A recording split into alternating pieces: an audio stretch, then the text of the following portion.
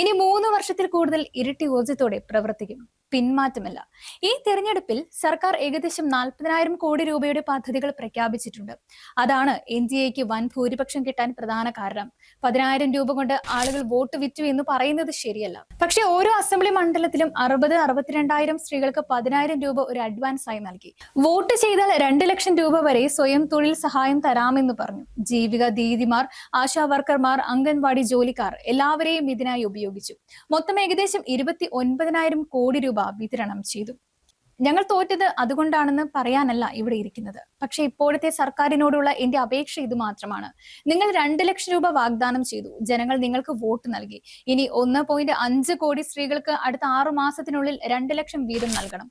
അത് നടന്നാൽ ബീഹാറിൽ തൊഴിലില്ലായ്മയും പലായനവും അവസാനിക്കും. അത് നടത്തിയില്ലെങ്കിൽ വ്യക്തമാകും. 10,000 രൂപ വോട്ട് വാങ്ങാനുള്ള ടോക്കൺ അഡ്വാൻസ് മാത്രമായിരുന്നുവെന്ന്. ഞങ്ങൾ ഒരു സീറ്റ് പോലും നേടിയില്ലെങ്കിലും നിതീഷ് കുമാർ സർക്കാർ ഈ 1.5 കോടി കുടുംബങ്ങൾക്ക് 2 ലക്ഷം വീതം നൽകിയാൽ ഞാൻ മുഖ്യധാര രാഷ്ട്രീയം ഉപേക്ഷിക്കുമെന്നത് ഒരിക്കൽ കൂടി പറയുന്നു.